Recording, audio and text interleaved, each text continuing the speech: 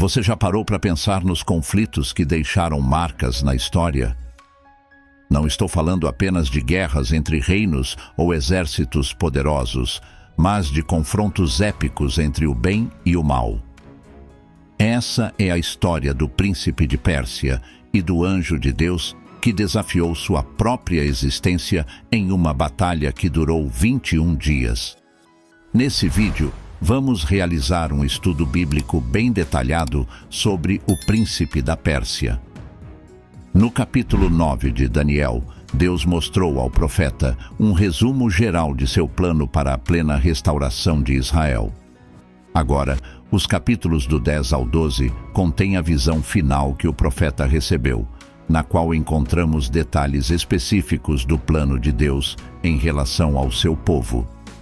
Nessa ocasião, sua previsão abrange o período entre o Antigo e o Novo Testamento, com referência especial aos impérios Medo-Persa e Grego. No entanto, Daniel também recebe informações sobre os eventos relacionados ao tempo da tribulação escatológica que Israel experimentará quando o Anticristo aparecer na cena. Toda essa informação revelada ao profeta Daniel é muito valiosa para entender os tempos e os acontecimentos que ocorreram e ocorrerão em torno de Israel.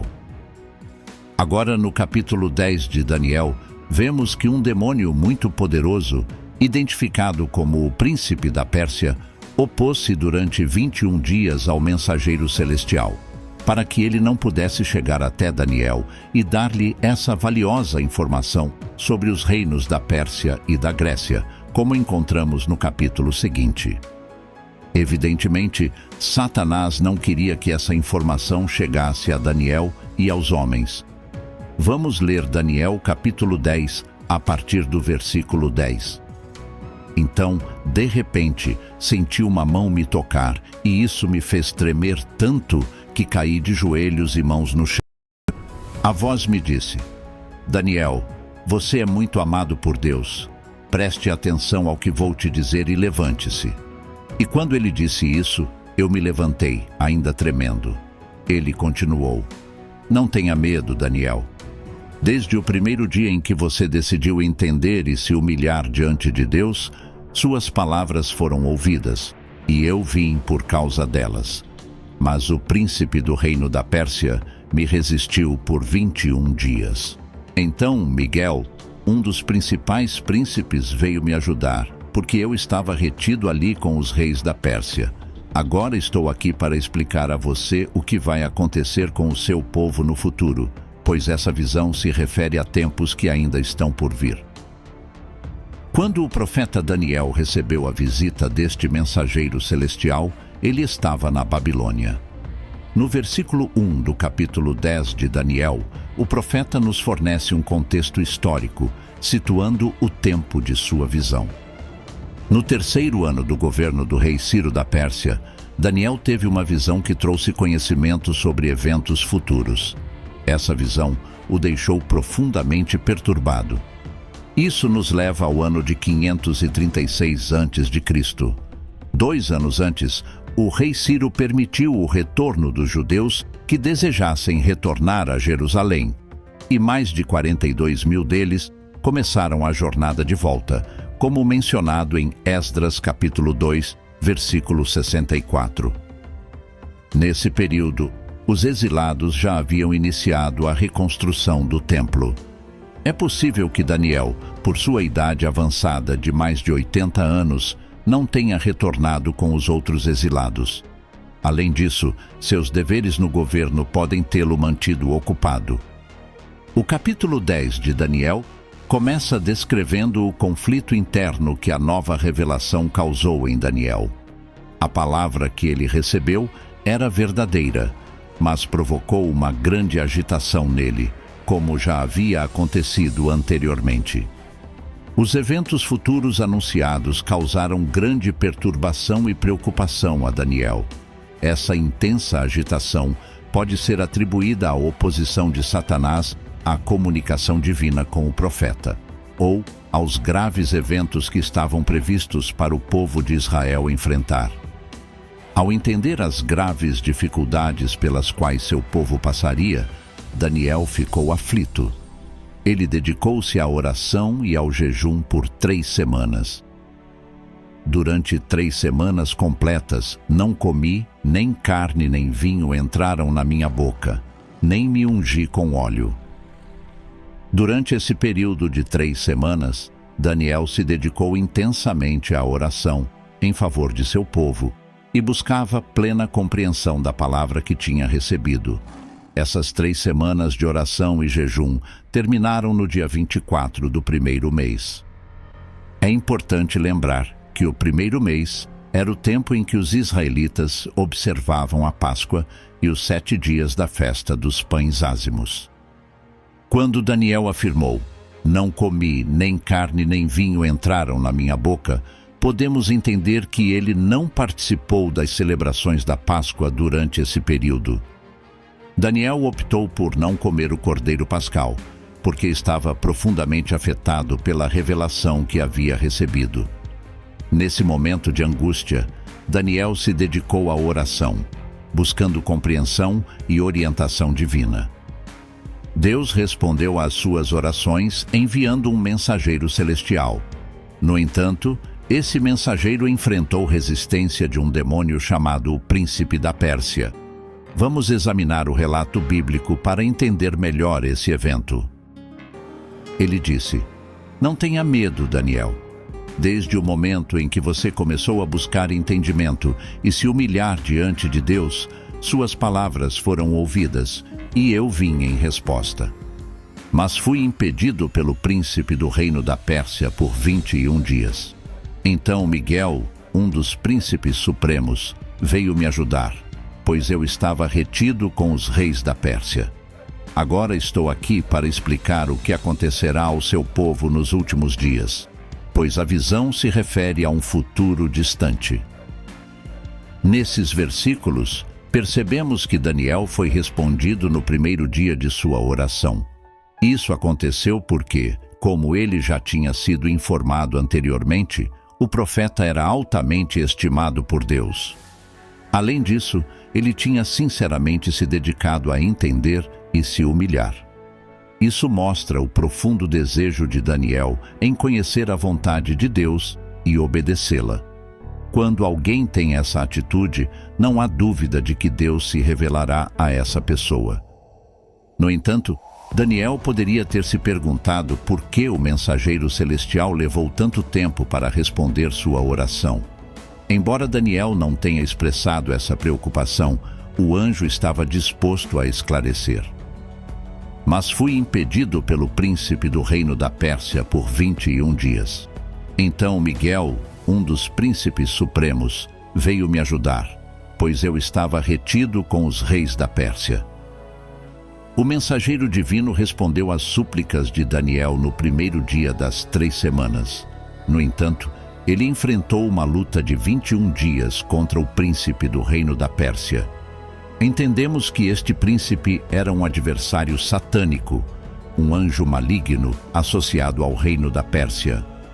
A palavra príncipe, que vem do hebraico e significa sar, é usada para descrever uma pessoa líder ou cabeça de qualquer posição ou classe, como servo, capitão, líder, comandante, governador, mestre, oficial, principal, príncipe. Essas descrições se encaixam bem com a ideia do Novo Testamento de que os rangos angelicais estão organizados em hierarquias. Como visto em Colossenses capítulo 1, versículo 16. "Porque nele foram criadas todas as coisas nos céus e na terra, tanto as que são visíveis quanto as invisíveis, sejam tronos, soberanias, principados ou autoridades. Todas as coisas foram criadas por ele e para ele." Em Efésios capítulo 6, versículo 12, também é dito, "Pois nossa luta não é contra a carne e o sangue, mas sim contra os principados, contra as potestades, contra os príncipes deste mundo de trevas, contra as forças espirituais do mal nas regiões celestiais." Com esses versículos, vemos que os diferentes níveis hierárquicos dos anjos incluem tanto os que permanecem fiéis a Deus, quanto aqueles que caíram. O príncipe mencionado por Daniel é um poder maligno, um anjo caído, que no Novo Testamento é também referido como um demônio. Isso indica que os anjos têm algum tipo de influência nos governos humanos, como mencionado pelo apóstolo Paulo em Efésios capítulo 6, versículo 12. A capacidade de retardar a resposta a Daniel mostra o poder deste príncipe do reino da Pérsia. Miguel interveio para libertar o anjo da oposição do príncipe da Pérsia, que era um espírito extremamente malévolo. Será que é mera coincidência que o Irã, conhecido como Pérsia na antiguidade, hoje é o principal inimigo de Israel, governado por líderes islâmicos? O capítulo 10 de Daniel revela uma guerra intensa nos lugares celestiais, da qual não temos consciência. Nesse incidente, o anjo de Deus pôde deixar a batalha quando Miguel chegou, mas teve que retornar para lutar tanto contra o príncipe da Pérsia, quanto contra o príncipe da Grécia. Vamos examinar Daniel capítulo 10, versículo 20 para mais detalhes. O anjo disse: "Você sabe por que estou aqui? Agora voltarei para lutar contra o príncipe dos persas. E quando eu partir, o príncipe da Grécia virá. Mas eu vou revelar o que está escrito na Escritura da verdade. Ninguém me ajuda contra eles, exceto Miguel, o príncipe de Israel." Ao analisarmos esses versículos, percebemos que em cada nação há uma influência espiritual, tanto de anjos malignos quanto de anjos de Deus. Nesse caso, vemos que o arcanjo Miguel é o líder espiritual que defende a nação de Israel. Miguel é um dos principais príncipes angelicais. Seu nome significa "quem é como Deus", e ele é chamado de arcanjo em Apocalipse 12, onde o vemos liderando um exército angelical contra o dragão e seus seguidores. Miguel interveio novamente aqui para remover obstáculos e permitir que o mensageiro celestial chegasse até Daniel, fornecendo-lhe informações sobre os reinos da Pérsia e da Grécia, como é detalhado no capítulo seguinte. No entanto, Daniel também recebeu informações sobre os eventos relacionados à tribulação escatológica que Israel enfrentará quando o anticristo surgir. Evidentemente, Satanás não queria que essa informação fosse revelada a Daniel e aos demais.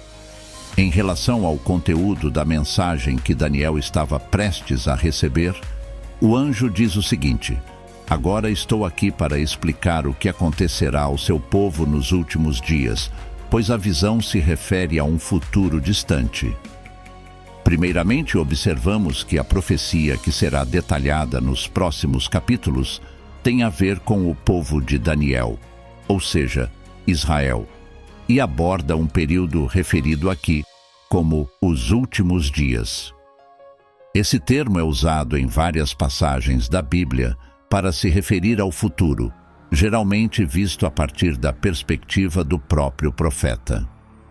Nos próximos capítulos 11 e 12 de Daniel, veremos que esse período futuro se estende desde os dias de Antíoco Epifânio até os tempos finais, quando o anticristo perseguirá Israel antes da intervenção redentora de Cristo. É importante notar que, embora o príncipe da Pérsia tenha conseguido atrasar a entrega da mensagem por 3 semanas, ele não conseguiu impedir que ela fosse entregue. Isso mostra que, embora Satanás e seus seguidores tenham algum poder, é limitado. Além disso, é interessante observar que, embora Deus pudesse ter intervido diretamente para resolver o problema, optou por deixar que os anjos resolvessem a questão entre si. Isso destaca como os conflitos no reino humano podem ter ramificações no conflito entre seres angelicais. Esse episódio nos dá uma pequena visão da guerra espiritual que ocorre nas regiões celestiais entre os anjos de Deus e os demônios. Portanto, foram as forças de Satanás que causaram o atraso na resposta à oração de Daniel. Isso nos leva a refletir sobre como nossas orações podem ter impactos cósmicos, mesmo que pareçam insignificantes. A oração é sempre uma batalha espiritual. Esse trecho nos revela a existência de um mundo espiritual de maldade que está em constante conflito para impedir que a vontade de Deus se cumpra na terra. Isso nos leva a entender que o poder da oração não está apenas na esfera pessoal, mas também tem implicações globais. Nos últimos dias, é crucial que os santos de Deus se envolvam em orações, não apenas por suas necessidades pessoais, mas também pelos assuntos globais e espirituais. Caros amigos, como podemos perceber, há uma batalha espiritual em curso entre diferentes entidades espirituais. Existe um mundo invisível agindo constantemente em oposição ao mundo que podemos ver. Isso naturalmente leva os cristãos de hoje a se questionarem sobre quais anjos malignos podem estar influenciando países como Estados Unidos, Venezuela, Haiti, Coreia do Norte, Índia, China, nações do Oriente Médio, África e assim por diante. Em países onde o evangelho é proibido, podemos apenas imaginar a intensidade da luta espiritual que ocorre. Como mencionamos antes, é essencial que homens e mulheres ao redor do mundo se dediquem à oração em meio a essa guerra espiritual, como está escrito em Efésios, capítulo 6, versículo 12, que diz: "Pois nossa luta não é contra a carne e o sangue, mas sim contra os principados, contra as potestades, contra os príncipes deste mundo de trevas, contra as forças espirituais do mal nas regiões celestiais." E assim concluímos mais um estudo bíblico. Agradeço por fazerem parte do nosso canal Fato Milenar. Que Deus os abençoe abundantemente. Sem mais delongas, me despeço e nos vemos no próximo vídeo. Até lá!